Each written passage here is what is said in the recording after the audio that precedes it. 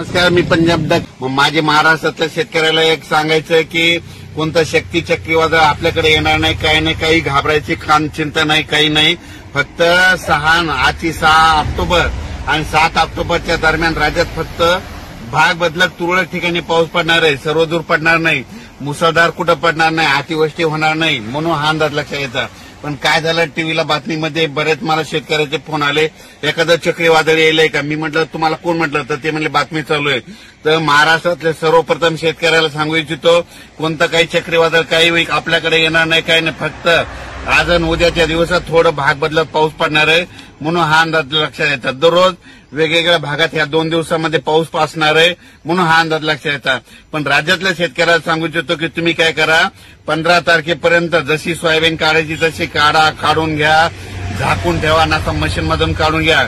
कारण की राज्यात आता 15 तारखेपर्यंत हवामान कोरडं राहणार आहे, म्हणून हा अंदाज लक्षात घ्यायचा. राज्यात सध्या तरी असं मोठ्या पावसाचं सध्या तरी वातावरण नाही. फक्त पाऊस पडणार आहे, अर्ध्या तासाचा पडेल, 10 मिनिटाचा पडेल, 20 मिनिटाचा पडेल, कुठं रिमझिम पडेल, पण सर्वदूर असं सगळीकडे पाऊस पडणार नाही, म्हणून हा अंदाज लक्षात घ्यायचा. म्हणजे सांगायचं झालं तर पूर्व विदर्भ, पश्चिम विदर्भ, दक्षिण महाराष्ट्र, उत्तर महाराष्ट्र, कोकणपट्टी, खानदेश, मराठवाडा, म्हणजे ह्या सगळ्या ह्या सगळ्या विभागामध्ये 42,000 गाव येतं. तर ह्या 42,000 गावामध्ये सगळीकडे पाऊस नाही पडणार. फक्त 10,000 गावामध्ये पाऊस पडेल, सगळीकडे काही पडणार नाही. त्याच्यामुळे काही चिंता करायची गरज नाही. जसं तुम्हाला सोयाबीनला वेळ भेटेल, तुम्ही काय करा, तसं सोयाबीन काढून घ्या आणि जसं दुपारपर्यंत काढा, वाटल्यास उचला, गोळे लावून घ्या. असं केल्याच्यानंतर तुमची सोयाबीन सुखरूप घरी येणार आहे. पण राज्यात मात्र खूप असा काही मोठा पाऊस पडणार नाही, म्हणून हा अंदाज सर्व शेतकऱ्यांनी लक्षात घ्यायचा. 7 तारखेच्या नंतर हे पाऊस बंद झाल्याच्या नंतर 8, 9, 10 पासून राज्यात चांगली धुराळी धुके येणारे, जाळे धुई येणारे. जाळे धुई आले की लगेच शेतकऱ्यांनी स्वतःच समजून घ्यायचं की 12 दिवसाला पाऊस निघून जातो, म्हणून ही सगळ्यात महत्वाचा अंदाज सगळ्यांनी लक्षात घ्यायचा. म्हणजे 8 तारखेपासून राज्यात धुके धुराळे देखील येणार आहे, म्हणून हे लक्षात घ्यायचं. विदर्भातल्या शेतकऱ्याला सांगू इच्छितो की 8 तारखेच्या नंतर तुम्ही काय सोयाबीन काढायचं काढून घ्या, कारण की 8 तारखेच्या नंतर तुमच्याकडे काही पाऊस येणार नाही. 8-9च्या दरम्यान फक्त नाशिककडं, म्हणजे नाशिक कोकणपट्टीमध्ये तिकडं नाशिक, संगमनेर, जुन्नर त्या पट्ट्यामध्ये थोडाफार 8-9च्या दरम्यान तुरळक ठिकाणी पाऊस येणार आहे.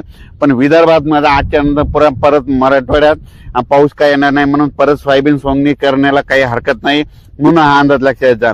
10च्या नंतर बऱ्याच ठिकाणचा राज्यातला पाऊस गेलेला दिसत. त्याच्यानंतर 13 तारखेला आणखीन राज्यातला बराच पाऊस निघून गेलेला दिसत. आणि 15 ऑक्टोबरला मात्र राज्यातला महाराष्ट्रातूनच पाऊस निघून जाणार आहे. द्राक्ष शेतकऱ्यासाठी आनंदाची बातमी. द्राक्ष शेतकऱ्याला सांगू इच्छितो की राज्यात मध्ये तुमच्या छाटण्या करायच्या असेल तर आता तुम्हाला एक सगळ्यात महत्वाचा अंदाज, 7 तारखेच्या नंतर महाराष्ट्रातल्या म्हणजे काही भागातला पाऊस निघून जाणार आहे. त्याच्यानंतर 10 ऑक्टोबरला काही भागातला निघून जाणार आहे आणि 13 ऑक्टोबरला जवळपास 90% भागातला जाईल. पण 15 ऑक्टोबर पासून महाराष्ट्रातला पाऊस निघून जाणार आहे, म्हणून द्राक्ष शेतकऱ्यासाठी आनंदाची बातमी आहे. म्हणून हे देखील द्राक्ष शेतकऱ्यांनी नियोजन करायचं. पण 7, 8, 9, 10च्या दरम्यान राज्यात धुके चांगली धुराळी राहणार आहे. म्हणजे 15 तारखेपर्यंत दररोज वेगवेगळ्या भागात चांगली धुके राहील, म्हणून हे देखील सगळ्यांनी लक्षात घ्यायचं.